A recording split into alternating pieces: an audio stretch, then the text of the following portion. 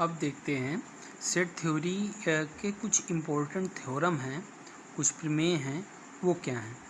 पहली थ्योरम ये है कि यदि सेट ए व सेट बी दो सेट हैं, ठीक है ना, ए व बी दो समुच्चय हैं, तो आपको सिद्ध क्या करना है, A union B is equals to B both implies A is a subset or equal set of B. ठीक है ना, कहने का मतलब ये है कि A union B equals to B, ये सॉल्व करते करते हमको क्या लाना है, A is a subset or equal set of B. ठीक है ना, तो इसको लेकर हम लेफ्ट हैंड साइड को लेकर हम राइट हैंड साइड को ला दें, या राइट हैंड साइड को लेकर लेफ्ट हैंड साइड ला दें। ठीक है ना, और ऐसा भी हो सकता है कि राइट हैंड साइड और लेफ्ट हैंड साइड दोनों को भी लेकर हम इसको सॉल्व करेंगे। देखते हैं कैसे, इसका मतलब क्या होता है, इसका मतलब पहले देखते हैं। इसका मतलब चाहे लेफ्ट हैंड साइड मतलब A union B equals to B को लेकर right hand side A is a subset or equal set of B ला दें, या राइट हैंड साइड मतलब A is a subset or equal set B को लेकर left hand side A union B equals to B ला दें।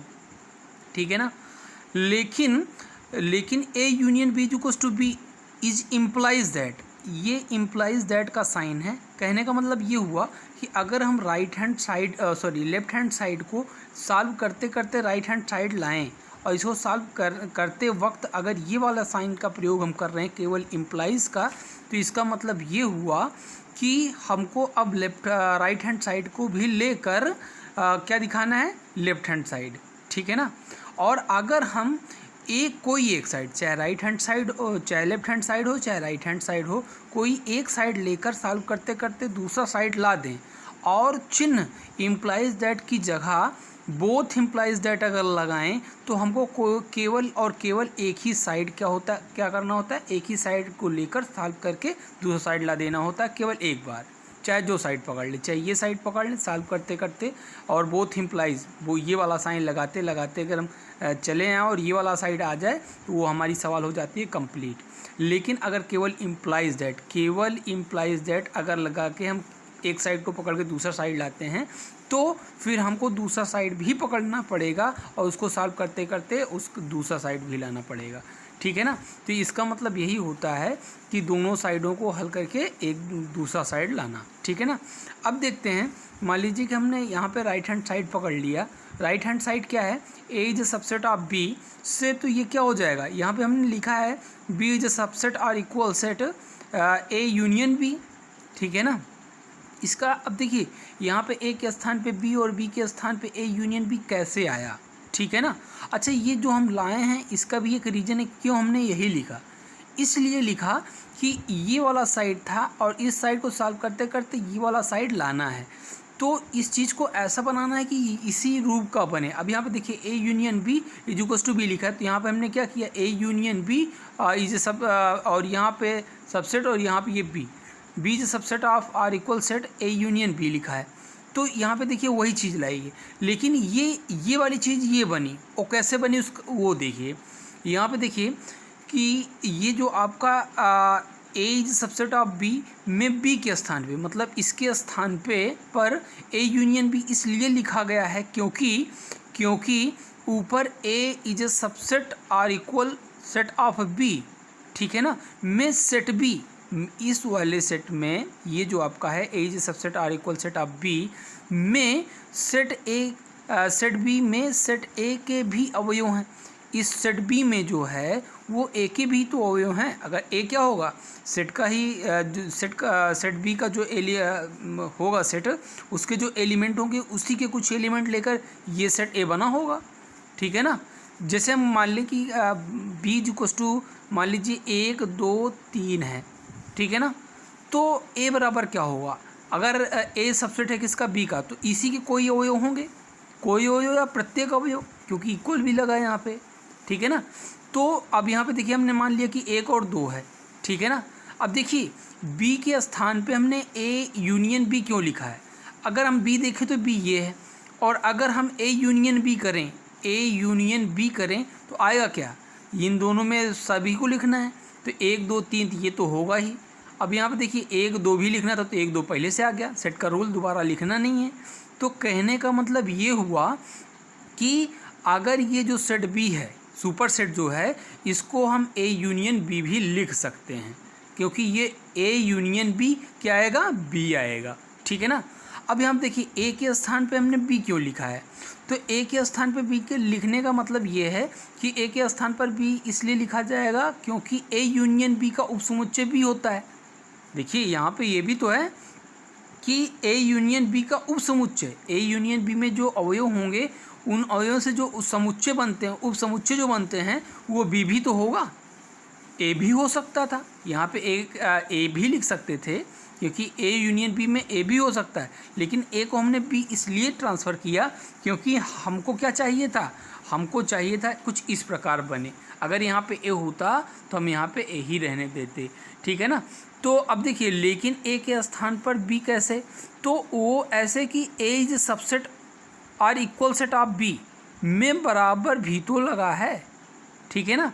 मतलब यहाँ पे देखिए कि A is a subset or equal set of B, मतलब बी और ए बराबर भी हो सकता है या बी में अवयव ज़्यादा हो सकते हैं। अगर हम केवल इक्वल सेट लें तो ए इज इक्वल्स टू बी होगा, तो यहाँ पे ए का स्थान पे बी लिखेंगे ना। ठीक है ना। तो ये आपका हो गया। अब देखिए हम इसको प्रूफ करते हैं। ठीक है ना। हमने मान लिया कि जो ए यूनियन बी है इसमें एक अवयव यक्स है जो इससे बिलोंग करता है। ठीक है ना। यहाँ पे देखिए यक्स एक अवयव जो ए यूनियन बी से बिलोंग कर रहा है, तो x belongs to A union B हो जाएगा। इज इम्प्लाइज दैट, अब इसका मतलब क्या हुआ, यक्स बिलोंग्स टू ए, मतलब यक्स ए से बिलोंग करेगा, या यूनियन है इसलिए या यक्स बिलोंग्स टू बी, तो ये बी से भी बिलोंग करेगा। अब देखिए यहाँ पे यक्स बिलोंग्स टू ए को हमने लिखा यक्स बिलोंग्स टू बी, क्यों, क्योंकि हम जानते हैं कि हमारी सवाल क्या थी, ए इज सबसेट और इक्वल सेट ऑफ बी, मतलब ए बराबर बी भी हो सकता है। तो यहाँ पे ए के स्थान पे बी लिख सकते हैं, तो यहाँ पे एक्स बिलोंग्स टू बी या एक्स बिलोंग्स टू बी। तो अब यहाँ पे इसको सॉल्व करेंगे तो क्या आएगा, x belongs to B union, यह है तो इसलिए यूनियन बी। ठीक है ना। तो x belongs to B union B, B union B का मतलब बी ही होता है, तो यहाँ पे एक्स बिलोंग्स टू बी। ठीक है ना। अब यहाँ पे देखिए ये चीज़ A union B is equals to B कैसे हो गई, तो देखिए यहाँ पे इस सेट का ए यूनियन बी में एक अवयव हमने ये माना था कि यक्स है, तो हम यहाँ पे क्या आया, सेट बी में भी यक्स है। अब यहाँ पे हम कोई भी अवयव लेंगे तो वो सेट बी से बिलोंग कर जाएगा। तो कहने का मतलब ये हुआ इसके प्रत्येक अवयव सेट बी के हैं। ठीक है ना। तो यहाँ पे क्या हो जाएगा, A union B is equals to B हम लिख सकते हैं। ठीक है ना। अच्छा यहाँ पे इम्प्लाइज लिखा था इसलिए हमको उल्टा भी करना होगा। ठीक है ना। क्या करना होगा, हमको यहाँ पे उल्टा भी करना होगा। अब दूसरा देखते हैं उल्टा कैसे होगा। अब देखिए यहाँ पे क्या था, हमने A union B equals to B था और A is both implies A subset of or equal set of B. तो कहने का मतलब ये हुआ इसको लेकर ये ला दिए। अब हमको क्या करना है, यहाँ पे बोथ इम्प्लाइज लगा है तो मतलब दोनों को लेकर हमको सॉल्व करना है। ठीक है ना। इसको लेकर अगर सॉल्व करें तो ये आ जाए और इसको लेकर सॉल्व करें तो ये आ जाए। ठीक है ना। अब यहाँ पे देखते हैं, इसको तो लेकर कर दिया, अब इसको लेकर अगर हम करें सॉल्व तो कैसे आएगा। तो यहाँ पे क्या था, A union B equals to B, तो यहाँ पे देखिए A union B equals to B. हमने अब क्या किया कि इस राइट हैंड साइड वाले में क्या किया, हमने माना कि इस सेट एक बी में एक अवयव यक्स है, तो यक्स सेट बी से बिलोंग करेगा।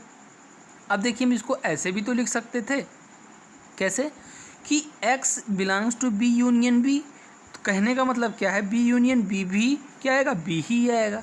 ठीक है ना। अब यहाँ पे बी यूनियन बी क्यों लिखा कि इस टाइप का बनाना है। अब यहाँ पे देखिए एक्स बिलोंग्स टू बी होगा या एक्स बिलोंग्स टू बी होगा।